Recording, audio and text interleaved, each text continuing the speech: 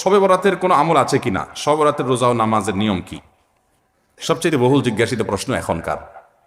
শবে বরাত আসছে, যেটাকে আসলে হাদিসের ভাষ্যে বলা হয়েছে মধ্য শাবানের রাত, শবে বরাত না, এটার হাদিসের ভাষ্যের নাম কি? মধ্য শাবানের রাত। এই মধ্য শাবানের রাত বা মধ্য শাবানের রজনী, এই রাতে যেটাকে আমরা শবে বরাত বলি, এই রাতের নামাজের নিয়ম কি, কয় রাকাত পড়তে হবে, কোন রাকাতে কোন সূরা কতবার পড়তে হবে, এটা বহুল জিজ্ঞাসিত একটা প্রশ্ন। এবং এ ব্যাপারে আমরা অনেকে জানি যে শবে বরাতের নামাজে এত রাকাত পড়তে হবে, সেখানে সূরা কুল হু আল্লাহ ইখলাস এতবার পড়তে হবে, ইত্যাদি ইত্যাদি। লাইলাতুল কদর ছাড়া অন্য যে সমস্ত রাতের ফজিলত আছে, এর মধ্যে 10টা রাতের কথা আল্লাহ তাআলা শপথ করেছেন, ওয়াল ফাজরি ওয়া লায়ালিন আশর। সে 10টা রাত হলো জিলহজের প্রথম দশক।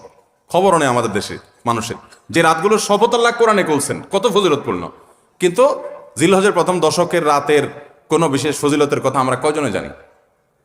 যাই হোক, মধ্য শাবান রজনীর কথা আমরা বেশি জানি শুধু না, সবচেয়ে বেশি আমরা এই রাতে ইবাদতের চেষ্টা করি। তো সবচেয়ে বেশি চেষ্টা তো হওয়া উচিত হলো লাইলাতুল কদরে। এর পাশাপাশি যদি কেউ মধ্য শাবান রাতে আল্লাহ তাআলার ক্ষমা লাভের চেষ্টা করে, সেটা দর্শনীয় না, সেটা জায়েজ। এই রাতের এতটুকু ফজিলত অবশ্যই প্রমাণিত যে আল্লাহ রাব্বুল আলামিন এই রাতে হিংসুক ছাড়া, মুশরিক ছাড়া বাকি মানুষগুলোকে সাধারণ ক্ষমা ঘোষণা করেন। অতএব এই রাতের একেবারে কোনোই ফজিলত নেই, ব্যাপারটা সেরকম না। বিভিন্ন হাদিসের আলোকে এটুকু অন্তত সাব্যস্ত হয় যে আল্লাহ তাআলা হিংসুক এবং আপনার মুশরিক ছাড়া, মানুষের পিছিয়ে লাগে শত্রুতা, এই মানুষরা বাকি মানুষদেরকে মাফ করে। তাহলে মধ্য শাবানের রাত বা যেটাকে শবে বরাত বলছি আমরা, এই রাতের মূল আমলই হলো, এটাকে কেন্দ্র করে মূল আমলই হলো নিজেকে শিরক এবং হিংসা থেকে পরিচ্ছন্ন করা, সাধারণ ক্ষমার উপযুক্ত করা, এটা হলো মূল আমল, বাস। এর বাইরে আপনি ক্ষমা লাভের জন্য যদি চেষ্টা করেন, সেটা কোনো দর্শনীয় বিষয় নয়। তবে এই রাতকে কেন্দ্র করে বিশেষ ফরম্যাটে নামাজ, রাত জেগে, তারপর বিশেষ ফরম্যাটে ইবাদত, এই সূরা এতবার, এই নামাজ এত রাকাত, এরকম কোনো কথা কোরআন হাদিসে বর্ণিত হয়নি। এগুলো আমরা মন গড়া বানিয়ে নিয়েছি। এবং যদি এরকম কোনো ফরম্যাট আমরা ঠিক করে নিয়ে সেভাবে ইবাদত করাটাকে আমরা এই রাতের আমল, শরিয়া সিদ্ধ আমল মনে করি বা সুন্নাহ আমল মনে করি বা কোন নির্দিষ্ট আমল মনে করি, তো একটা বেদাতে পর্যবেসিত হবে। অতএব বাড়াবাড়ি এবং ছাড়াছাড়ি এই দুইটাই আমাদেরকে পরিহার করতে হবে। যতটুকু আছে ততটুকু আমরা আমল করব এবং এসে আমল অনুযায়ী আমরা চলার চেষ্টা করব। শবে বরাতে সবচেয়ে বেশি মানুষ মসজিদে কেন ভিড় জমায় বলেন তো? শবে কদর বেশি ফজিলতপূর্ণ না এই রাত? শবে কদর কোনো তুলনা আছে শবে কদরের সাথে কোনোটার? কিন্তু শবে কদর কি এত মানুষ ইবাদত বন্দেগী করার চেষ্টা করে শবে বরাতে যত করে? কারণ কি? মিষ্টির জন্য বলে, খারাপ বলেন নাই। আমি ছোট থাকতে যখন মাদ্রাসায় পড়ি, লজিংয়ে ছিলাম এক বাড়িতে, আমার মনে আছে এক মসজিদে সারা রাত শবে বরাতে এরকম দোয়া দরুদ হয়েছে। এবার শেষে মিষ্টি বিতরণ হচ্ছে, জিলাপি দিতে আর কি, তখন তো জিলাপি দেওয়া হচ্ছে। তো এক আল্লাহর বান্দা তার যে জিলাপি দিচ্ছে, সবাই দুটো দুটো করে দিচ্ছে, ভুলে তার একটা পড়ছে আর কি। পরে সে জিলাপিটি নিয়ে এসে বাইরে ওই মুয়াজ্জিন বেচারার 14 গোষ্ঠী গালিগালাজ করতে করতে বলতেছে যে সারা রাত বেটা সবচেয়ে বেশি কাঁদলাম আমি, আর দিছে আমার একটা। আল্লাহর কাছে এই নসিব চাই এই একটা জিলাপি নিয়ে পাইলাম। সে কাঁদতে কাঁদতে মুয়াজ্জিনকে গালিগালাজ করতে করতে যাচ্ছে। আমার ছোটবেলার ঘটনা। যাই হোক, তো মিষ্টির জন্য যায় না, এটা পুরোপুরি সঠিক না। এত অভাব পড়ে না যে সারা রাত মানুষ মসজিদে পড়ে থাকবে একটু মিষ্টি একটা প্যাকেটের জন্য, আমার মনে হয় না। আমার যেটা মনে হয়, সবচেয়ে বেশি মানুষ এ রাতে ইবাদতবন্দির চেষ্টা করে, কারণ মানুষ মনে করে এ রাতে ভাগ্য নির্ধারণ হয়। অতএব এক রাতে ইবাদতবন্দি করে যদি সারা বছরেরটা ফাইনাল করে ফেলতে পারি, মন্দ কি? এ হলো মূল কাহিনী। আল্লাহ তাআলা আমাদেরকে বিশুদ্ধ পদ্ধতিতে ইবাদতবন্দি করার তৌফিক দান করুন।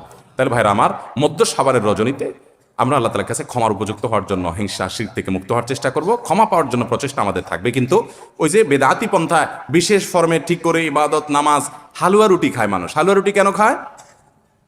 কেন খায় হালুয়া রুটি ভাই? সারা দেশে অনেক জায়গায় এখনো এটা হালুয়া রুটি ওই দিন বানাবে মানুষ। হালুয়া রুটিটা কেন হয় বলেন তো? বলে যে নবী সাল্লাল্লাহু আলাইহি ওয়াসাল্লাম উহুদের যুদ্ধে তার দান্দান মুবারক শহীদ হয়েছে, এই জন্য উনি শক্ত খানা খাইতে পারতেন না, হালুয়া খাইতেন, এই জন্য আমরা হালুয়া খাই। আরে ভাই, নবী সাল্লাল্লাহু আলাইহি ওয়াসাল্লামের দাঁত ভাঙছে প্রথম কথা, ওটা শাবান মাসে ঘটেই না, ওটা পড়ছে আরেক মাসে। আপনি এটা এই মাসে আনলেন কোত্থেকে? আচ্ছা, তারপরে যদি ধরে নেই এই মাসেই হয়েছে, তো ওনার দাঁত ভাঙছে কাদের আঘাতে? মুশরিকদের আঘাতে, তাই না? আল্লাহর দুশমনদের আঘাতে।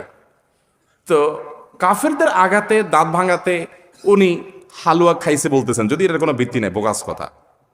তারপরে ধরে নিলাম, তো আপনি ভালো দাঁত নিয়ে হালুয়া খাচ্ছেন কোন শরমে? আপনার বাপের একটা শত্রু আছে, আপনাদের ফ্যামিলির একটা শত্রু আছে, সে আপনার বাপের ধরে আচ্ছা ধরে মেরে ঠ্যাং ভেঙে দিছে। আপনার বাপ বেচারা ওই ভাঙা ঠ্যাং নিয়ে একটা লাঠি নিয়ে ভর করে করে খোড়ায় খোড়ায় উনি হাঁটেন, কারণ পা ভেঙে গেছে বেচারার। আপনি আপনার বাবার ওই যে শত্রু, যে আপনার বাবার পা ভাঙছে, ওই শত্রুর সাথে আপনার বিরাট দরম বরম দোস্তি, চা দোকানে আড্ডা পাড্ডা মারেন, সব জায়গায় ঠিক আছে, কিন্তু বাড়িতে আইসা বাপের সামনে আপনি ভালো পাও নিয়া একটা লাঠি নিয়ে আপনি খোঁড়ায় খোঁড়ায় হাঁটেন। কেন? বাবার প্রতি সহমর্মিতা দেখা, যে আমার বাবার যেহেতু পা ভেঙে দিছে, এই জন্য বাবা খোঁড়ায় খোঁড়ায় হাঁটে, আমি এখন ভালো পাও নিয়া লাঠি নিয়ে খোঁড়ায় খোঁড়ায় হাঁটতেছি। কি বলেন? এই দৃশ্য যদি দেখে আপনার বাপে কি করবে?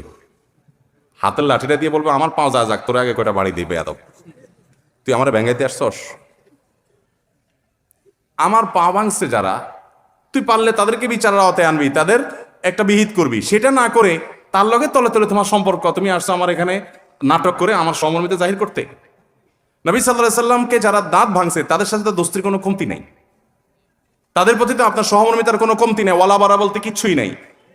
কিন্তু আপনি হালুয়া খায়া ভালো দাঁত নিয়া আপনি নবী সাল্লাল্লাহু আলাইহি ওয়াসাল্লামের প্রতি সহমর্মিতা প্রদর্শন করছেন। এর চেয়ে হাস্যকর আর কি হতে পারে? আল্লাহ আমাদেরকে সঠিকভাবে দিন পালন করার তৌফিক দান করুন। সবরাতে আসলে ওই যে আগে একসময় আমরা দেখতাম পটকা ফুটতো, বাজি ফুটাইতো, যাক আলহামদুলিল্লাহ এগুলো পুলিশ প্রশাসনের নির্দেশনার কারণে থামছে। এরপরে ওই যে আতশবাজি করা, রাতে গোসল করা, অনেক তামাশা আমাদের সমাজে আছে সবরাতকে কেন্দ্র করে, শত শত বেদাতের আয়োজন এই রাতকে কেন্দ্র করে আছে। আল্লাহ আমাদেরকে এগুলো থেকে বেঁচে থাকার তৌফিক দান করুন।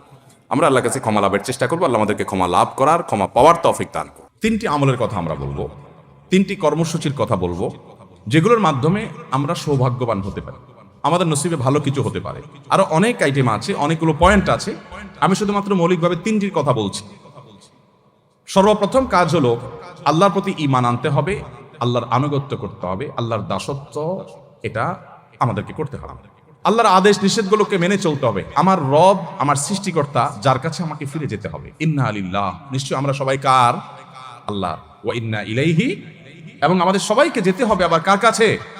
আল্লাহর কাছে আবার যেতে হবে, তার সামনে দাঁড়াতে হবে। সেজন্য আমার রবের নির্দেশের বাইরে আমি চলবো না, তার নিষেধাজ্ঞাকে আমি লঙ্ঘন করব না। এর মধ্যে আমার এই জীবনের প্রত্যেকটা ক্ষেত্রে আমার কল্যাণ নিহিত, আবার এর মাধ্যমে আমার অনন্ত অসীমকালের যে যাত্রা, তার কল্যাণও পরিপূর্ণভাবে নিহিত। মোহতারাম হাজরিন, সেই রবের আনুগত্য, তার গোলামি, তার দাসত্ব যদি আমরা পরিপূর্ণভাবে করতে পারি, আমার নিজেকে যদি আমি সারেন্ডার করে দিতে পারি, আল্লাহর কাছে সমর্পণ করে দিতে পারি, আমি যদি প্রকৃত মুসলমান হই, নামে মুসলমান না হয়ে আমি যদি পরিপূর্ণভাবে আল্লাহর গোলামি করতে পারি, যে আল্লাহর আদেশ আছে, পৃথিবীতে আর কার আদেশ আছে বা নাই আমার দেখার দরকার নাই, কারণ আমি গোলাম আল্লাহর আর কারণ না। আমি বলেছি আশহাদু আল্লা ইলাহা ইল্লাল্লাহ, আল্লাহ ছাড়া সত্যিকারের মাবুদ আর কেউ নাই, হতে পারে না। অতএব নির্দেশ আমি যদি তার পাই, তাহলে আর কারো নির্দেশ আছে কি নাই সেটা আমার দেখার কোনো প্রয়োজন। এটি হলো ইমানের দাবি। আল্লাহ যদি কোনো বিষয় নিষেধ করেন, তাহলে সেই নিষেধাজ্ঞা আমি লঙ্ঘন করব না। তাতে কে খুশি হবে কে না খুশি হবে, কোনটা আমার টিকবে কোনটা টিকবে না, সেটাও আমার দেখার দরকার না। এটা হলো আপনার ইমানের দাবি। আর যদি বলেন না, এক্ষেত্রে আমি কম্প্রোমাইজ করব, নানান দিক বিবেচনা করব, নানান মানসিকতা শুনবো, নানান দিক চলে তারপর দেখে তারপর ডিসিশন নিব, তাহলে আপনি নামে মুসলমান হতে পারেন, আপনি প্রকৃত অর্থে মুসলমান হতে পারেন। মুসলমান মানেই হলো আত্মসমর্পণকারী আল্লাহ রাব্বুল আলামিন। মুহতারাম হাজরিন, অতএব আমাদের ভাগ্য সুপ্রসন্ন হবে, আমাদের ভাগ্যে ভালো কিছু লেখা হবে যদি আমরা আল্লাহ রাব্বুল আলামিনের আনুগত্য সঠিকভাবে যথাযথভাবে করতে পারি। যে যত বেশি করতে পারবো তার নসিব তত ভালো হবে দুনিয়াতে এবং আখিরাতে। ভাগ্যে ভালো কিছু থাকা, এটার মিনিংটা আমরা অনেকে বুঝতে ভুল করি। আমরা মনে করি অনেক টাকা পয়সার মালিক হয়ে গেলে, অনেক ব্যাংক ব্যালেন্স হয়ে গেলে, অনেক জমি জমা হয়ে গেলে আমার ভাগ্য ভালো। আর জমি জমা হয় নাই, ব্যাংক ব্যালেন্স হয় নাই, টাকা পয়সা হয় নাই, সহায় সম্পদ বেশি হয় নাই, তার মানে আমার ভাগ্য খারাপ। ভাগ্য ভালো এবং মন্দকে এইভাবে যারা সংজ্ঞায়িত করেন, তারা স্পষ্টত ভুলের মধ্যে আছেন।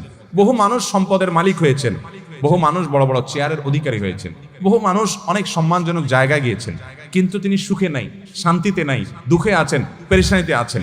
এরকম দৃষ্টান্ত কি ভুরি ভুরি আছে না নাই?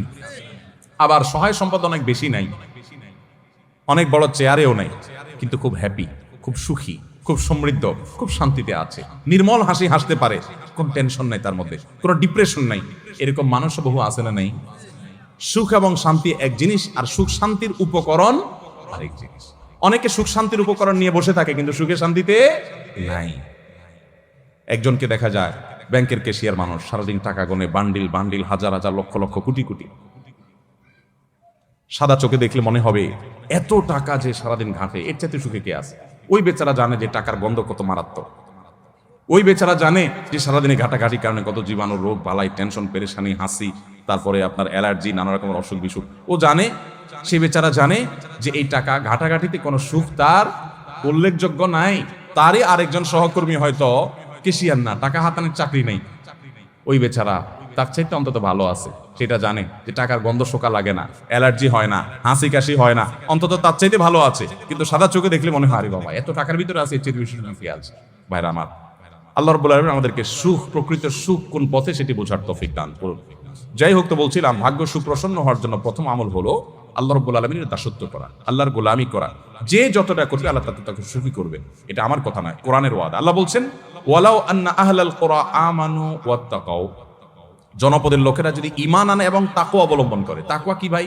তাকওয়া হলো আল্লাহ যা নিষেধ করেছেন সেটা থেকে আল্লাহর ভয়ে বেঁচে থাকা, আল্লাহর যা আদেশ করেছেন আল্লাহর নির্দেশের প্রতি সম্মান রেখে সেটা নির্দেশটা পালন করা, আল্লাহর আদেশগুলোকে মেনে চলা, এটাই তাকওয়া। এই তাকওয়া যদি কোনো জনপদের লোকেরা অবলম্বন করে ঈমান আনার পর, আগে ঈমান থাকতে হয়, ঈমান থাকার পর যদি এই কাজটা করে, আল্লাহ বলেছেন ওয়াদা লাফাতাহনা আলাইহিম বারাকাতিম মিনাস সামাই ওয়াল আরদ, নবমণ্ডল এবং ভূমণ্ডল থেকে বরকতের সমস্ত দুয়ার আল্লাহ তাআলা বলেছেন আমি খুলে দিব। আল্লাহ তাআলা কল্যাণ দান করবেন, আল্লাহ তাআলা সুখ দিবেন, শান্তি দিবেন আল্লাহর গোলামির মধ্যে।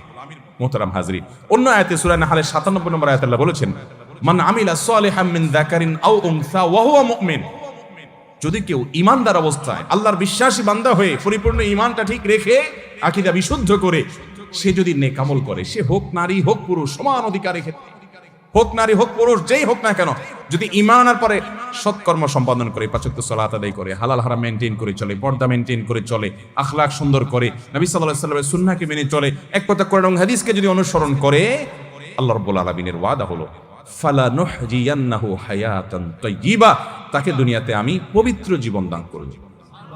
যদি কেউ নেক আমল করে, আল্লাহর ওয়াদা হলো আল্লাহ সুবহানাহু ওয়া তাআলা তাকে পবিত্র জীবন দান করবেন, সুখের জীবন দান করবেন, সে নির্মল পরিচ্ছন্ন ফ্রেশ জীবন উদযাপন করবে, উপভোগ করবে।